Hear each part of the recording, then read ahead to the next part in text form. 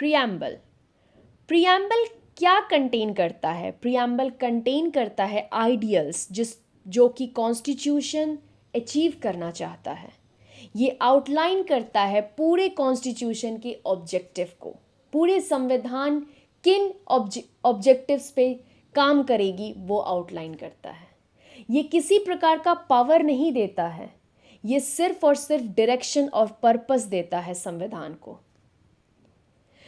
ये जो प्रियम्बल है ये शुरू किन शब्दों से होता है? We the people of India. तो ये क्या इंडिकेट करता है कि सॉवरेनिटी जो है वो पीपल ऑफ इंडिया में लाई करती है। अल्टीमेट सोर्स संविधान का कौन है? Will of the people.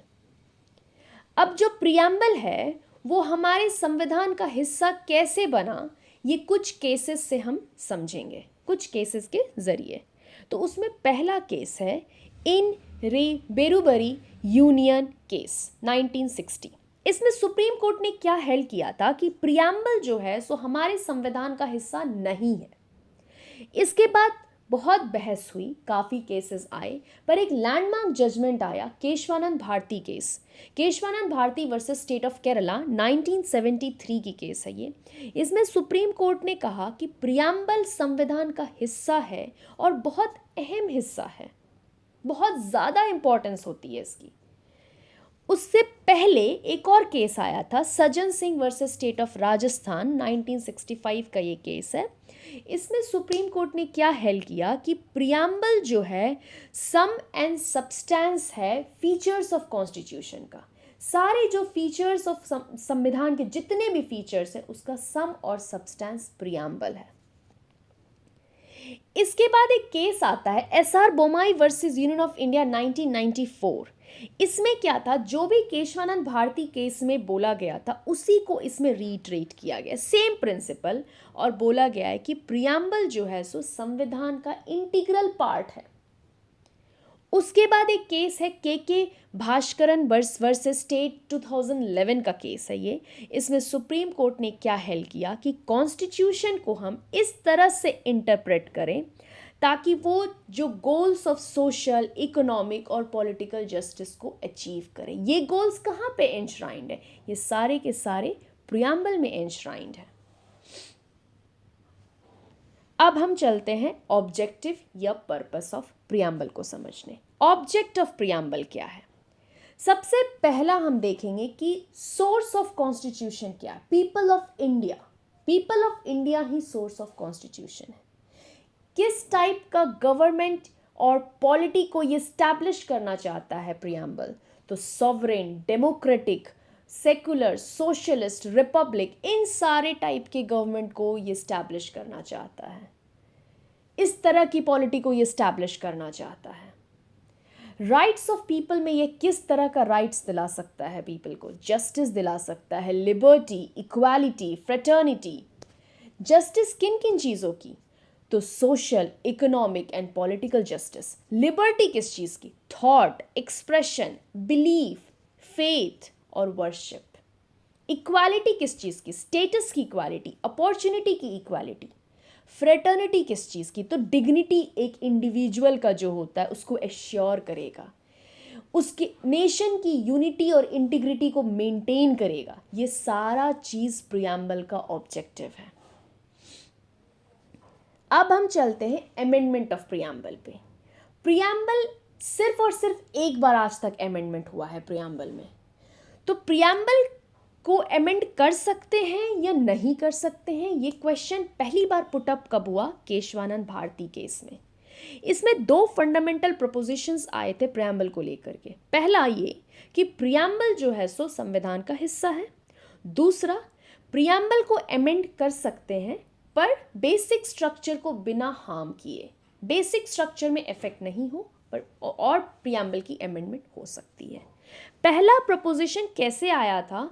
तो कोर्ट ने इन रे बेरुबरी यूनियन केस को ओवररूल करके केशवानंद भारती केस में लाया कि प्रियम्बल पार्ट ऑफ कॉन्स्टिट्यूशन है। इन रे बेरुबरी केस जो मैं पहले पढ़ा चुकी हूँ उसमें बोला गया था कि प्रियम्बल जो है सो संविधान का हिस्सा नहीं है। उसको ओवररूल किया था केशवानंद भारती केस और उसमें बोला गया कि प्रियम्बल संविधान का हिस्सा है और बहुत एक्सट्रीम इंपॉर्टेंस कैरी करता है। और 42nd कॉन्स्टिट्यूशन अमेंडमेंट 1976 में एक बार आज तक प्रियम्बल की अमेंडमेंट हुई है, जिसमें 3 वर्ड को ऐड किया गया था, सेकुलर, सोशलिस्ट एंड इंटीग्रिटी। ये तीनों वर्ड किस अमेंडमेंट से ऐड हुए हैं? 42nd constitution amendment 1976। अब हम इस टॉपिक से रिलेटेड कुछ MCQs सॉल्व करेंगे। कुछ तो बहुत ही इजी हैं, वो आप लोग खुद से कर सकते हैं, कुछ मैं डिस्कस करूंगी इस वक्त। सबसे पहला MCQ हम देखेंगे।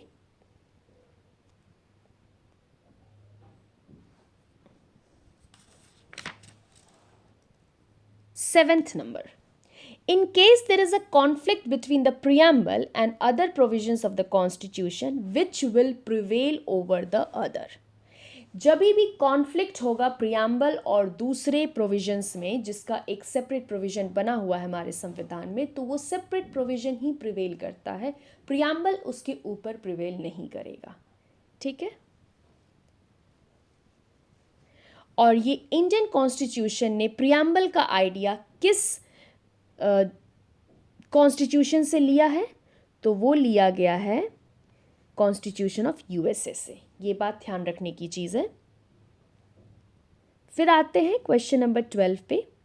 The preamble to the Indian constitution is, options देखेंगे, not a part of the constitution, B a part of the constitution but it neither confers any power nor imposes any duties, nor can it be of any use in interpreting other provisions of the Constitution. C, a part of the Constitution and can be of use in interpreting other provisions of the Constitution in cases of ambiguity. D, a part of the Constitution and it confers powers and imposes duties as any other provisions of the Constitution. तो इसका answer साफ साफ समझ में आ रहा है कि सी होगा, कि ये पार्ट ऑफ कॉन्स्टिट्यूशन है और इसको हम लोग यूज़ कर सकते हैं किस तरीके से? तो इंटरप्रेट कर सके दूसरे प्रोविजन ऑफ कॉन्स्टिट्यूशन। जब भी एम्बिग्यूटी हो दोनों प्रोविजंस में, तो वो उसको इंटरप्रेट करने में यूज़ कर सके हम। तो अब अगला क्वेश्चन हम देखेंगे, 15th number. Which of the following is correct about the preamble of the Constitution of India? It was adopted after adoption of operative articles of Constitution. B, it envisages that all citizens have fundamental right. C, it seeks to secure good livelihood to all. D, it is not a part of the Constitution.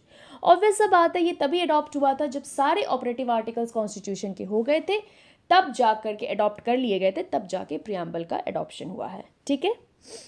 अब हम आते हैं question number 19 क्या है? Preamble of the constitution was amended and the words sovereign, socialist, secular, democratic, Republic were substituted for sovereign, democratic, Republic. कब हुआ था? 42nd amendment with respect to 3/1/1977।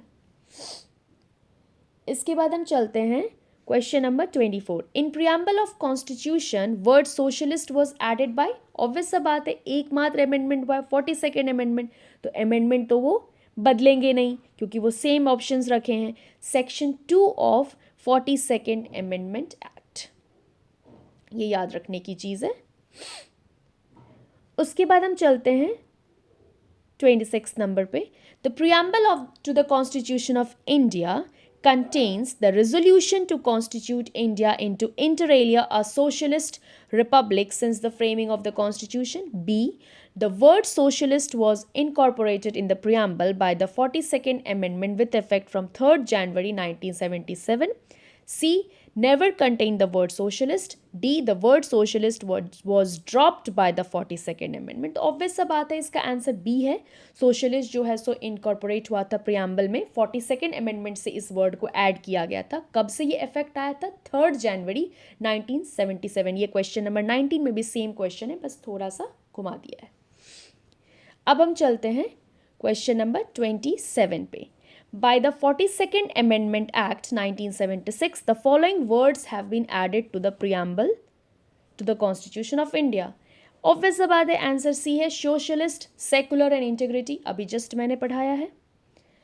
उसके बाद 29th नंबर देखते हैं. The word secular used in the preamble of the constitution of India means the state has no religion of its own, all religions are treated equally, the state has no common religion. D, both A and B. Obvious सा बात है, both A and B. State का कोई अपना religion नहीं है और सारे रिलीजन को इक्वली ट्रीट किया जाता है. उसके बाद हम चलेंगे 31st क्वेश्चन पे. 31. The term economic justice in the preamble to the constitution of India is a resolution for A, equal distribution of wealth, B, economy in the administration of justice, C, socio-economic revolution, D, chief justice of the poorer. Obvious बात है, equal distribution of wealth पे ही काम करता है ये. Last question देखते हैं 32. Which of the following words is not used with liberty in the preamble of the constitution? A, worship, B, speech, C, expression, D, faith. Obvious सा बात है, B, speech. ठीक है, तो इसके साथ ही प्रियम्बल की टॉपिक खत्म होती है. Thank you.